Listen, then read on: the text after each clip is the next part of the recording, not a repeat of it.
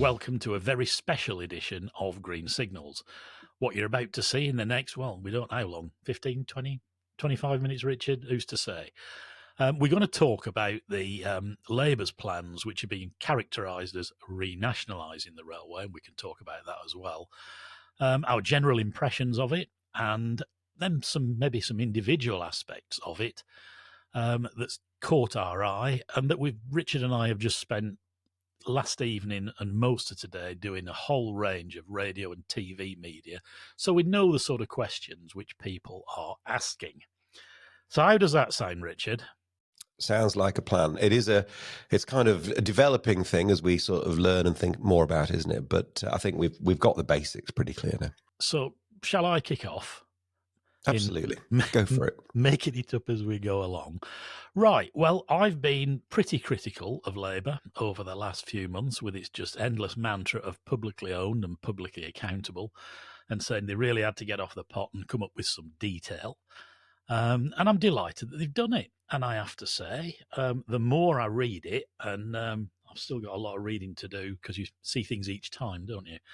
The more I like it. My impressions, okay. I thought Louise Haigh's announcement, the speech this morning, was very assured and touched on the right subjects. But what's really impressed me is it's not dogmatically ideological, which isn't to say that there's no politics in it, because there's plenty of politics in it. But my fear was that, having heard the publicly accountable stuff, would be that it was going to be a bit Animal Farm, privatised, bad, public, good. And it's not like that. She's made clear there is room for the private sector, not necessarily, not in the train operating community, other than open access, but freight. There's a good emphasis on freight, which is really reassuring to see. And of course, there's a Roscoe's, and I thought it's quite a clever move in the press release last night to get Mary Grant, Chief Exec of Porterbrook, to comment on how good this is. Jürgen Meyer, former Siemens boss, and of course Keith Williams, who did the report. So they've garnered a broad church of support, which gives it a sort of more credibility than it would be were it just a Labour Party document. And it seems quite pragmatic. We can talk about some of the details, if you like, once you've given your general impressions. But I've been asked many times this morning by many journalists, Neil Patterson on Sky opened up with Nigel, is it going to work? And I said, well, there's no reason why it shouldn't work. But there's a handful of words which I just want to share with you, which I think the whole success of this plan is going to be pivotal on. And on the press release, it's right at the top of the second page, if people want to find that somewhere. Labour's plans announced today will create that was yesterday, a unified, publicly owned, accountable and arm's-length body, Great British Railways. And good on them for keeping the name and some continuity rather than just, oh, no, we're having nothing to do with that. That was Conservatives. Which will be led, crucial bit, by rail experts, not Whitehall. I cannot stress how important I think that is, because after what we've seen from COVID, with the rampant micromanagement of the industry by the DFT in particular, and those tales of 27 officials monitoring Avanti and managing directors can't blow their noses without permission, that arm's length thing, for me, Louise, if you're listening, I know we haven't always agreed, but I want this to succeed. It all hinges on that. You have got to make the DFT and the Treasury, Rachel Reeves, if she's Chancellor, going to need her, to get those two to stand back so that whoever is running GBR, and for me, that should be Andrew Haynes, just as we said in passing, so he can say to you, Secretary of State, what sort of railway do you want and how much are you prepared to pay for it?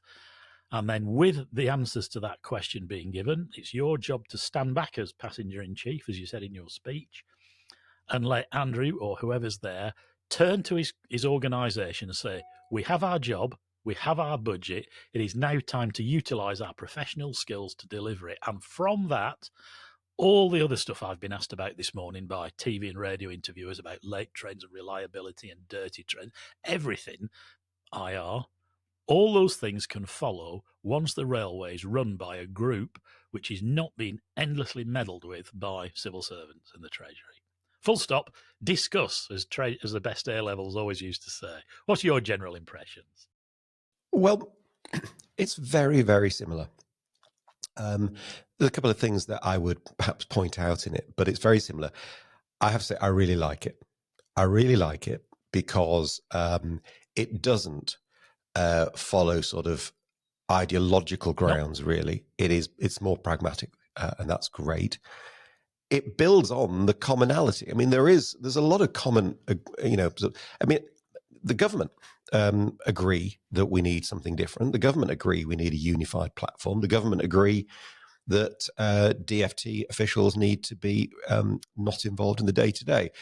But what this has done is it goes a step further and actually, I think, removes the bit of complexity that was concerned about ever since we had that interview with Andrew Haynes, actually, who, he was really good, but he was talking about another contractual matrix, a different one, but another one. And this one says, no, we're not going to do that. There's something else I really like about this.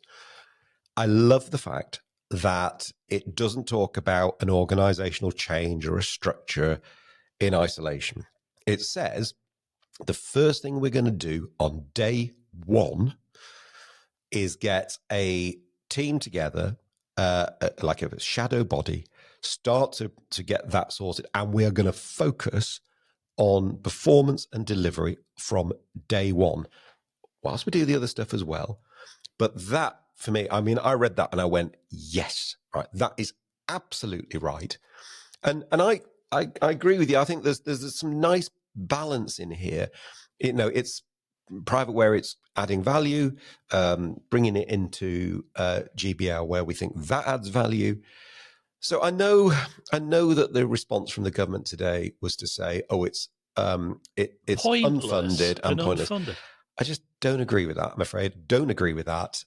Sorry, I don't see how it's unfunded, because if you just allow the contracts to expire, then they just expire, right? And by the way, the government would be spent a fortune on not yet creating GBR. So, I'm not sure about the unfunded thing.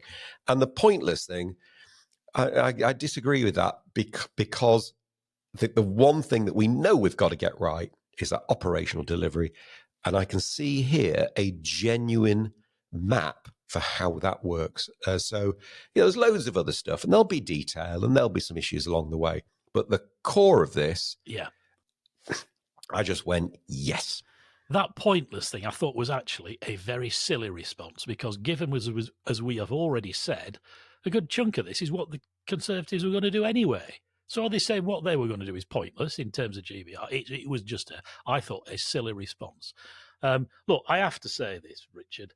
The stuff about the shadow getting on with it from the start, I reckon you can take a bit of credit for that yourself, because we've had a variety of podcasts where you have made that very point very strongly several times. Do not reorganise. Do not mess around. Just get straight on with making it work. And whilst I'm on that subject, you may be too modest to mention it, but maybe not. What did leap out of me, and I think this is you, was when, I can't remember, you can probably find it, about the establishment of a direct in mind. We've discussed this on the pod many times about the guide in mind, and you were the first person who introduced in the language, as far as I can see, what we need, Nigel, is not a guide in mind, it's a direct in mind, and there it is. And because I had a real concern about the notion of a guiding mind, it just felt a little bit loose, a little bit wishy-washy. Yeah. Whereas we know we've got an issue. Right, we've got an issue, and a bit like we were talking about on the show last week. When it comes to like East Coast timetable, I think there comes a point where somebody says, "You do that, you're doing that, you're doing that, and you're doing that," and you clear off. Yeah. Well, isn't it interesting in this document that when it comes to the role of regulation, because people like me go straight to that and say, "Well, what's actually changing?" And actually, it talks about what's not changing, but the reference to the ORR, which loses quite a bit of its passenger-related stuff. So there's some they're going to create this thing called a Passenger Standards Authority. And it actually says in the document, Transport Focus is going to be rolled into that. The ORR's passenger... Really, so, the ORR's passenger functions. So it says, actually... No more TF. under the role of a passenger voice, it says, the functions that will be transferred and absorbed into the new watchdog, this Passenger Standards Authority, Office of Road and Rail, passenger assistance, passenger information, complaints, consumer law, transport focus in its entirety, rail ombudsman in its entirety. So there is some simplification in that.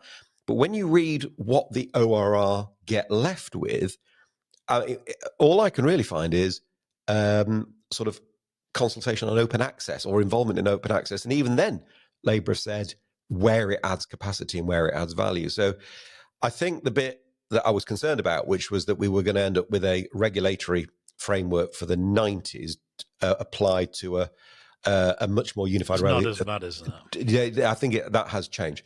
So that's good. But look, but your directing mind thing, that was you. The directing mind thing is there, and that's great. I mean, it's not exactly a difficult phrase to come up with, but okay. But even so, it is good to see that performance day one is at the heart of this, which is great. The other thing I was asked a lot about this morning was, well, nationalisation is going back to curly sandwiches and all the rest of it. And I said, well, a lot of that was exaggerated anyway. But we're in a very different place now. And again, it was an example you trotted out yesterday, which I shamelessly stole, was that one of our best train operating company at the moment is LNER. 100% nationalised and has been for many years. But it does a great job with service, with food and all the rest of it. All right, the jury might be out on the fares trial as yet, and we need to follow that up. But as a whole, LNER is brilliant. Why? Good people. Good people, great leaders, and real focus. Yeah, and I think that's the point, isn't it, about this, really, which is what we're hoping to get out of this. And look, there's some smart things in here. So I got asked the same thing, about these dreadfully cliched, tired old tropes about British Rail and all the rest of it. I mean, I'm 58, right? And you have to be a certain age to really remember I mean, it's another world. It was. Right. So come on, let's move on from that. And judged under a completely different set of criteria and values and politics and everything. Yeah. But, as far as I'm concerned, if, for the sake of the shorthand, if Labour's nationalised railway looks across the country like LNER and, say, South Eastern, where Steve White does a brilliant job in the same sort of great leadership, then I wouldn't have too much of a trouble with that, would you? No, but you know what? I wouldn't even necessarily go along with this nationalised line. No, I said it's short. What they've said is publicly owned when it comes to the operating contracts, because we're going to make those part of GBR. But as you said, there's still going to be Roscoe's, they're privately owned. There's still going to be rail freight. Isn't it good to see such a strong commitment and focus on rail freight? Again, fairness, credit where it's due. Hugh Merriman's been very strong on the 75% increase in rail freight. This kind of says, I take your 75% commitment and I will raise you. It's kind of, it's gone kind of more, the rail freight comes out of this very, very well. Open access, still there. I suspect we're not going to see that much more of it in the future, because I don't think you'll see any of it. Well, I don't think it's a scalable model in the way it's currently constructed anyway. But where it's in, it works. People love it. So let's not change it. And I think that's the nice thing about this. It's not change for change's sake. It's change where they think it will make it work better. And that is a really great starting point. It absolutely is. And when you see a complex thing that you've been dealing with for 5 years reduced to a single sentence, some of the real power of it comes across, doesn't it? The Conservatives have long known the system is failing, which is why they commissioned an independent review by Keith Williams in September 2018. Here it comes. Yet more than 5 years later, they have taken no action. That is true. 5 years, no action. Yeah. And look, yes, COVID intervened, the pandemic intervened. There's been, but... I know, but look, we're always trying to be nice and balanced, don't we? So let's be fair about that. But I tend to always take the view of things, which is rather than looking back, what is this going to do? I mean, look, we haven't had a general election yet, so we're all making a but I mean, we can all read the opinion polls. So I think it is reasonable to say, is this likely to be what's going to be implemented? And I think it is likely to be what is implemented. So that's fair enough. And I think the energy here around performance and delivery and reliability is really key. There's a lot of work to do with industrial relations. She talked about a resetting of the relationship there. That's quite easy to say. She's not naive, but that is harder to do, and that'll be a challenge. But it's got to be done, because I think one thing that upsets people more than anything else. You asked about, right at the top, you said, what are the questions people asking? One of them was, well, when are you going to sort out these blooming strikes? Because that puts me off. I don't really care who runs it. Just make it work properly, that came out a lot. Oh, I've had a lot of that as well. But the strikes are an important part of fixing that. But here's another one of those sentences that just leapt out. A lack of strategic direction and inertia in decision-making has fractured the incentives for innovation and chronically delayed passenger improvements. All true. I can't find anything to the document. It's worth downloading and reading in full. There's only one place, I think, where I really disagreed with Louise's language, and she says the current system of intensive micromanagement of rail delivery bodies by the Department for Transport and Treasury officials and ministers is hampering the efficient running of our railways. I put a line through hampering and wrote crippling. But I don't think she'll mind me disagreeing with that. But look, if step right back from this and look at the tone and the whole thing. I mean, I've been sort of writing about local and national government for 40 years now. I can't believe I'm that old, but I am. But this somehow feels ministerial. There's a certain sort of confidence and grasp and care and detail that bodes well. I mean, even the references to we invented the railways, 200 years of it, and all that sort of thing.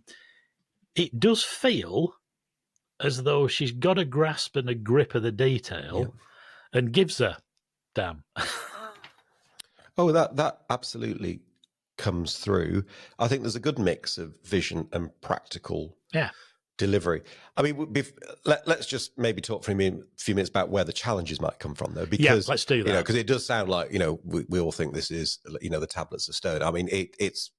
And we're saying it can work. We're not saying it's So where are the challenges coming? I suspect one of the challenges will be. It's easy to say, I'm going to instruct everybody to get around a table and work out to improve performance. That's a relatively easy thing to say, and it's absolutely the right thing to say, but it's a bit harder to do in reality. So I think people's mindsets are going to be crucial in that. One of the challenges will be, some of these contracts don't come up for renewal, or they don't come to their natural end for a number of years. So over the course of the next 12, 18 months, 2 years, there are going to be private sector operators, part of private sector owning groups, maybe feeling a bit bruised about this and not happy about this. And, they've got shareholders and those issues. There's just a potential for some sort of friction in that. So I think the people charged with making this happen are going to have that wonderful balance of really tough project delivery skills, but actually quite a lot of stakeholder and diplomacy skills as well, because there will be bumps. I say bumps on the road. That's probably the wrong analogy, but you know what I mean? So that kind of transition is going to be quite hard, and we shouldn't underestimate that. Yeah, and that's one of my two big concerns where it could all go wrong. Fares. Everybody talks about the fare system being in a mess, and it is, and it needs to be simplified, and it does.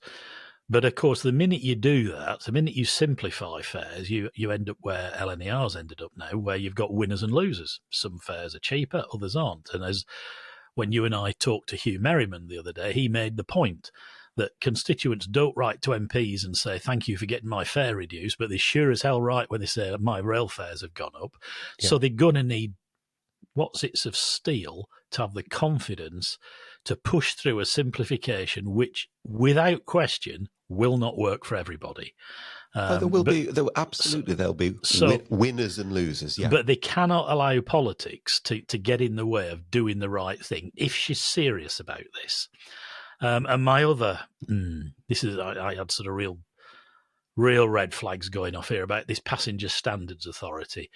I remember when back end of the 90s and there was all the fuss about rail safety and we had those accidents, and they founded the RAIB, saying that it would replace other investigations. Well, it didn't. We've still got the industry inquiries, the police inquiries, the HMRI inquiries, and of course RAIB. It added to rather than replaced or anything else. So is this PSA going to be replacing what the DFT does in terms of its meddling and being answered to, and RSS? But there's various organisations and the ORI. If it's going to have primacy, then fine, let it have that. But we can't afford for GBR, whose work is going to be hard enough, being pulled umpteen ways, can we?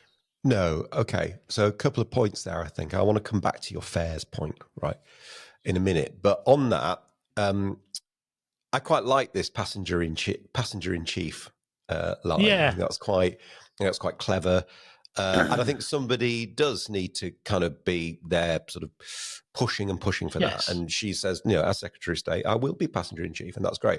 I mean, I think and rail freight operation chief as well, of course, because it's not just about passenger trains, it's about freight trains as well. So that's good.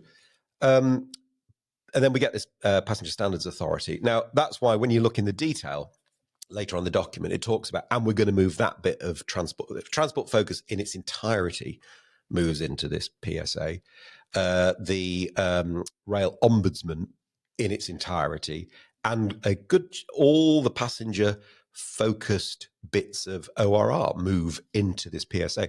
So that kind of feels quite good.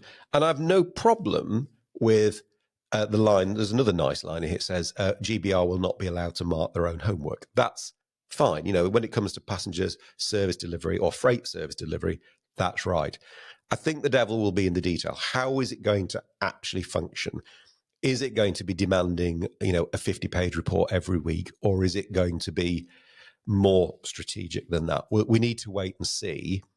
But the signs of bringing things together look reasonably okay. But I accept how it turns out will be what really matters. On the fares point,